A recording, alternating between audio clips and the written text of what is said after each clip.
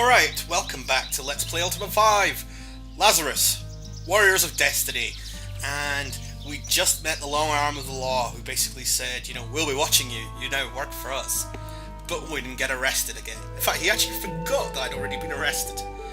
And we've agreed to follow the laws of Blackthorn. Will be done. With the proviso that they won't lock us up just for wandering around the streets. So, let's see how long it lasts before we start breaking the rules. We've also to report to this Lady Guinevere, but the Avatar is nobody's monkey, so let's not do that. Let's instead speak to the Provisioner and get a bedroll. Is there anything I can help thee with? Yes, there is. I'd like to buy a bedroll, please. There we go, a bedroll. I'll have that, thank you. And, well, thank you kindly. Now I can actually sleep whenever there's a Shadow Lord around. Okay, so where are we going to go next?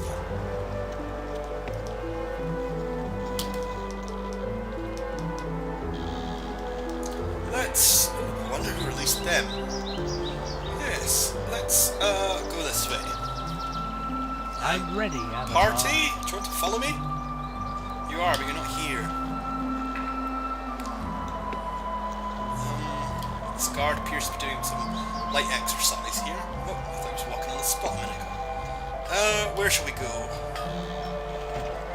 Ah, there's that wonderful blacksmith we spoke to earlier.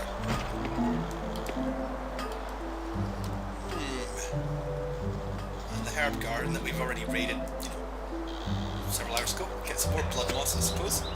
It's going to get a bit repetitive if all we do is come around here and take all the reagents.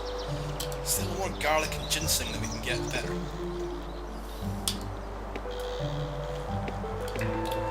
Alright, I'm bored. Let's go talk to Lady Guinevere. Maybe we should give her some clues. Last time we met this lady, she was a bit worried that we were going to chuck her in Meenock River. But, never mind. Shadow Lords do that to you. They make you a bit afraid that people are going to drown you. Ah, the Dungeons of View. I've never been here before. Never. Well, okay. Oh, there she is. I was waiting to see. You see a young, slender woman with a swathe of freckles across her face and braided red hair, a stray lock of which drapes around her left eye. Avatar! 'Tis good to meet thee at last. What do you mean? You recognise me as the Avatar? 'Tis indeed thee. Certainly thou cannot think that such a historic figure as thine would be forgotten. In truth, we have been watching for thy return. If any can preserve the peace in Britannia, 'tis thee. You see, nobody else seems to recognise me. Oh, I'm terribly sorry. I'm Lady Guinevere. Oh, we've been asked to help you, you know, in oppressing the masses. What aid can we give you? Oh, a band of orcs have been raiding the area west of the Serpent Spine. I fear that eventually they may go as far as to assault the towns of Yu and Scarabray if we do not stop them now. Many of able-bodied people have volunteered to join the guard in an effort to stop them, but we need weapons. The local smith, Champfort, hath refused outright to deal with us at all, and I do not know why. She clenches her fists in frustration. Doth he harbour a wish for orcs to come to his very doorstep, a burning?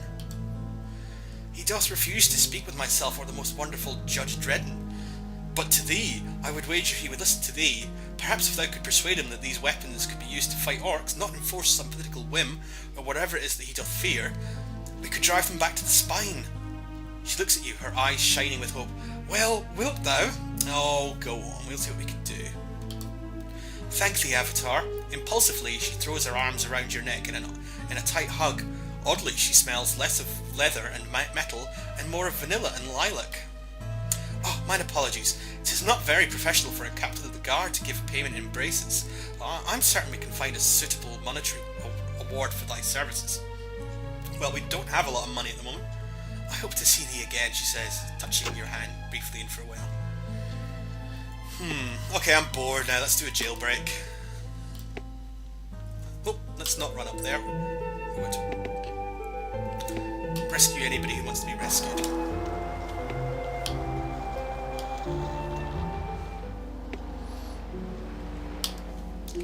Oh, we've seen this place a little too much recently.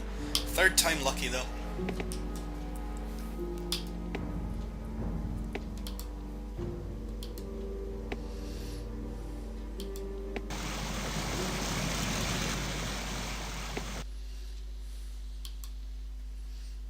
walk in past the very simple guard.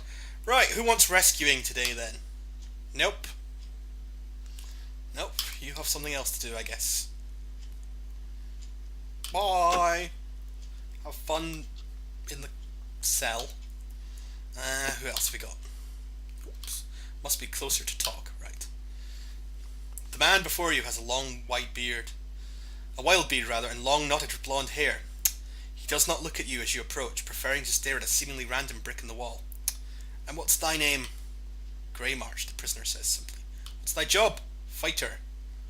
Alright, I can give you a lockpick, you know. There's no point, just ask thy questions. What do you mean, no point? I did try, I did fail.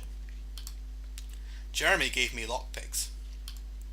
I was caught. Just as Jerome was every time he hath tried. Jerome gets on my nerves. Singing about freedom in his sleep. The open range is not something I need to be reminded of. As soon as you stop speaking, Greymarch turns from you and goes back to staring at the wall. Jerome, have you kind of noticed that... Right, he has escaped. Right, he has noticed that we'd unlocked the door. Oh, no, he hasn't. Okay. We've actually escaped from here already. But, you know, what's thy name? Jerome. I'm a ranger of sorts, or an adventurer by trade. I roam the wilds of Britannia. Okay, so you're an adventurer, are you? Not in too much of a hurry, are ye? I would not want to waste thy precious time with such trifles. I am Jerome. Oh, sorry. Yes, I am a prisoner here. Art thou blind? I come to you twice a year to visit my brother Jeremy and to get bladdered. There was somebody I did not recognise in the bar the other night. An unnatural-looking woman, hairless and pale. She listened to every word I spoke. Before arriving in you, I'd been tracking an orc hunting party for several days before I reached the safety of the moors. They'd some skill at woodcraft, and did lay a trap for me. I sent a few of them to the abyss with my blade that night. I was outnumbered, though, so I had to flee. Go on. I lost them in the moors and was resting by my fire when something strange happened. What happened? A ghostly apparition rose before my fire. 'Twas him! He waved a spectral arm, and an orc wound on my shoulder healed before mine eyes. 'Twas Lord British, dost thou believe me? Well, yes, I've seen that already, you know, when I nearly died or whatever. Then surely they must agree that not all is not lost. If only my brother and Douglas would hurry up and get me released. Oh, you want released? They were trying to raise the money to get me released. There's a saying in you, the scales weigh in favour of the wealthy. Do you want a lockpick? I mean, the door's open. My brother hath tried this before, my lord, but I thank thee anyway. Mayhap thy presence hath altered my luck, though I will not make an escape attempt until later. Still, let Jeremy know of thy deed. Okay, who's Jeremy again? That's like your brother, isn't it? The guy that drops the lockpicks. Yes, that's right. The one that we lost lots of karma scaring just by talking to. Jeremy and Douglas are trying to raise the 500 crowns needed for my release. It's taking longer than I'd like, but there's not much that I can do from here. He's a good brother, Jeremy, and he visits me here often. He doth usually come by in the morning after 10 o'clock, and he doth return after he finishes cooking at the lamb late at night. He tries to keep my spirits up. It's a good thing that a giant of a guard can't hear us in here. Okay, later. Well, best luck escaping. Got even more karma. Oh, nope, you're not going to escape just yet. You're going to go for a wander around your cell. Right, so now we've actually rescued somebody. Let's take a break. Till next time, when we'll explore more of you. The town, that is, not you as a person. Bye!